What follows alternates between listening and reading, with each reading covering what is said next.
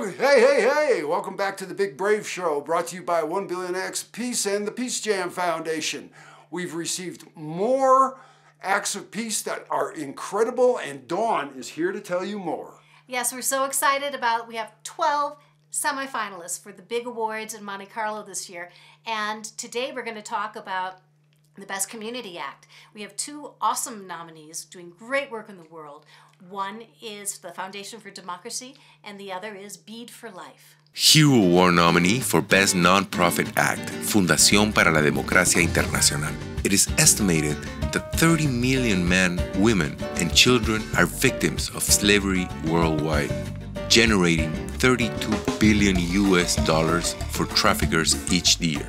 26% of the victims are children under 18, and 55% are women. In Latin America, poor economic conditions, increasing social inequality, corruption, crime, and justification of slave labor as a traditional practice have led to over 5 million women and girls being trapped by these criminal networks. The Fundación para la Democracia Internacional created Rotas Cadenas, which means Great Expectations. They started a campaign to educate the community on these practices and created policies to address these issues across Buenos Aires.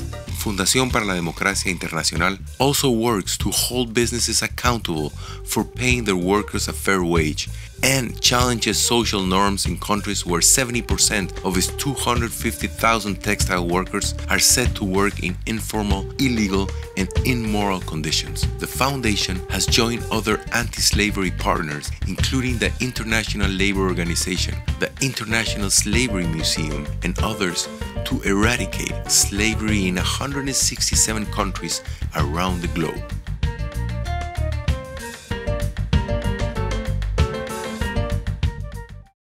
Hero Award nominee for Best Nonprofit Act, Bead for Life. More than 75% of Ugandan households are run by women.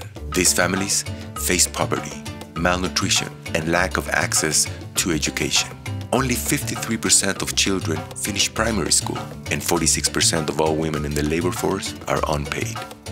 Bead for Life was founded in 2004 to support impoverished Ugandan women and to generate additional income by creating handmade beads and selling them in the US market. The program was so successful that Bead for Life created an entrepreneurial training program called the Street Business School. In the last 10 years, the Street Business School has helped to start over 2,400 micro businesses, and over 40,000 people have been impacted by this initiative. The program teaches women in Uganda basic business skills and provides them with the resources that they need to succeed. They learn bookkeeping and money management skills, create business plans, and receive one-on-one mentoring. 89% of Street Business School graduates are successfully running their own businesses after 2 years. And 98% of the graduates' children are able to enroll in school.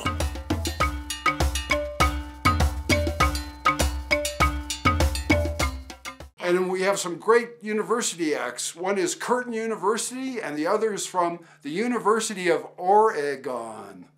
Hero Award nominee for Best University Act, Curtin University.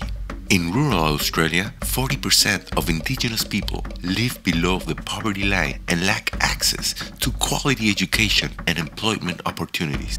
In 2006, the Australian government passed the Reconciliation Action Plan, calling for a reduction in the living standard gap between Indigenous and non-Indigenous Australians. In 2008, Curtin University became the first Australian university to develop and implement its own Reconciliation Action Plan. Curtin University created the Center for Aboriginal Studies, where Indigenous and non-Indigenous students work together to bring about social change for Indigenous Australians by providing them access to higher education and other leadership skills. The center offers courses specially designed to help build a network of young Indigenous professionals who can help improve employment and education opportunities for the Indigenous people in their own communities. The center provides training and skill building in the following areas: project development, project management, fundraising, identifying local needs.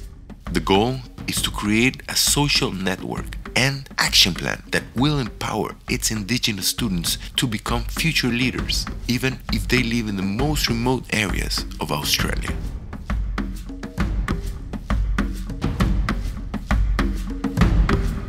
Hero Award nominee for Best University Act, Holden Center at University of Oregon. Over the last decade, the U.S. state of Oregon has experienced a severe increase in the number of state residents living in poverty. Oregon ranks 45th out of 50 states in hunger and 49th out of 50 states in access to affordable housing. The University of Oregon has taken a leading role by engaging college students on the front lines of addressing the state of Oregon's poverty crisis. The Holden Center for Leadership and Community Engagement at the University of Oregon, founded in 2005, has engaged over 10,000 students in service learning courses, addressing the needs of over 150,000 children and adults living in poverty. Students are building homes for homeless families, providing academic tutoring for disadvantaged students, mentoring at-risk youth in after-school programs,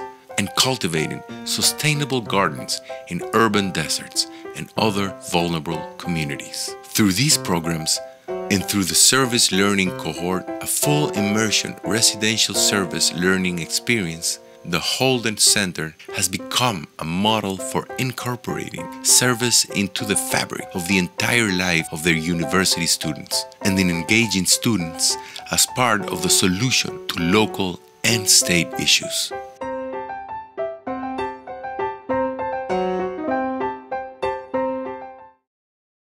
And next week, we'll be bringing you more at the Big Brave Show. And remember, stay brave. It's the only way you're going to have your much-loved safe space.